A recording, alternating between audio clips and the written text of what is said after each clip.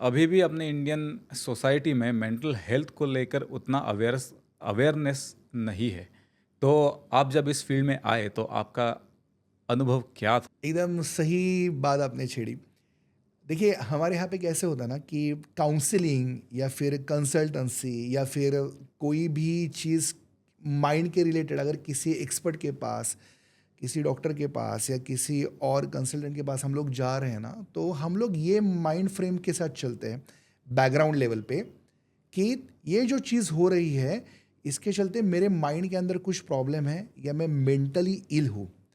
और mentally ill होना ये सोसाइटी में एक्सेप्टेबल नहीं है। इसके चलते लोगों का जो रिस्ट्रिक्शन है या फिर रेजिस्टेंस है कि ये मान के चलना कि मुझे साइकोसोमेटिक लेवल पे या फिर माइंड के लेवल पे ज़रूरी है, कुछ ज़रूरत है, ये बहुत और बहुत उस समय से लेके इस समय तक बहुत लेवल पे ये रेजिस्टेंस हमने देखा है। लोग ये मानते नहीं कि मुझे कुछ हुआ है, वो कहते हैं कि मैं क्या पगला हूँ क्या, मुझे कुछ आता नहीं क्या, तुमने क्या मुझे पागल समझ के रखा है क्या, मैं क्या अभी मेंटल हॉस्पिटल में जाऊँ क्या। सो ये मेंटल जो टर्म है इसको एग्जैक्टली। मेंटल हॉस्पिटल से जोड़ा जाता है।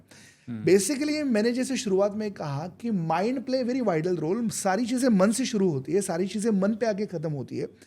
तो ये मन अगर हम लोग स्वास्थ्य नहीं रखेंगे, मन दिखता नहीं है, मन अगेन ये इमेजिनरी लेवल है। हम लोग अगर कहें कि ब्रेन दिखता है, हमारे बहुत सारे हमने देखे हैं कि क्लाइंट्स मन को यहाँ पे मानते हैं कि मेरा मन बहुत दर्द कर रहा है। अभी मन यहाँ पे नहीं है, यहाँ से हम लोग रिस्पॉन्सिव यूनिट कह सकते हैं कि हार्ट के जो हार्ट बीट्स है ये ज़्यादा स्ट्रांग हो सकते हैं, लेकिन रिएक्शंस आने से पहले जहाँ पे शुरू होता है थिंकिंग प्रोसेस, थॉट प्रोसेस, वो यहाँ पे ब्रेन पे।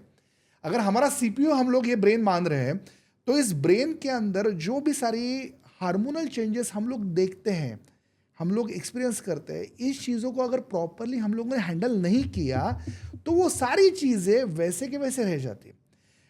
आजकल आप देखेंगे तो डिप्रेशन, फ्रस्ट्रेशन, डिसअपॉइंटमेंट, ये सारी चीज़ें इतनी नॉर्मल हो गई है, ये बहुत वर्ड्स लोग कॉमन हो गई है। वर्ड्स बहुत नॉर्मल हो गए हैं। लोग कहते हैं कि मैं बहुत डिप्रेस हूँ। What do mean by depress? Psychological में डिप्रेशन का अलग बहुत डिफरेंस है, मतलब ये मीनिंग ही बहुत डिफरेंस है। बहुत बार डिप्रेशन मतलब बहुत दिन तक कुछ भी चीज़ें नहीं करने से लेके बहुत अलग अलग लेवल पे हम लोग कहते हैं कि अलिप्त होना, यहाँ पे डिप्रेशन चला जाता है। लेकिन people use this term very normally, very easily. तो वैसा नहीं है। तो जब हमने ये शुरुआत की थी या मैं अगर इस फील्ड में जब आया था, तो उस मोमेंट ऑफ टाइम पे मैं अगर किसी को कहता भी था कि अगर मैं ये कुछ कर रहा हूँ, तो इसका मतलब ये था कि तुम कुछ मेंटल लेवल पे चीज़ें कर रहे हो जिसकी हमें शायद ज़रूरत ही नहीं है, या फिर पागलों के साथ डील कर रहे हो। पागलों के साथ डील कर रहे हो, ऐसे कुछ, और हम लोग पागल नहीं हैं। तो धीरे धीरे ये ट्रेंड जो है वो बदला, और धीरे धीरे ट्रेंड बदलते बदलते अभी लोगों के पास ये भी अवेयरनेस आ गया है कि शायद काउंसलिंग ये सबकी ज़रूरत है।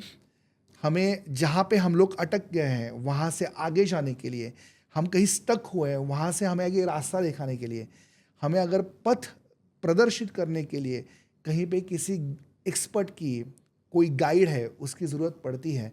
और ये सिर्फ साइकोसोमेटिक लेवल पे नहीं होता कि हमारे मन के जो इमोशंस है उस इमोशंस को हैंडल करने के लिए हमें शायद किसी एक्सपर्ट की ज़रूरत पड़ती है। इमोशंस मतलब वो सारी चीज़ें जो थॉट्स जो हमारे मन में आते हैं, उन सारे थॉट्स को हम लोग किस तरीके से मैनेज कर सकते हैं, ये बहुत ज़रूरी पड़ता है।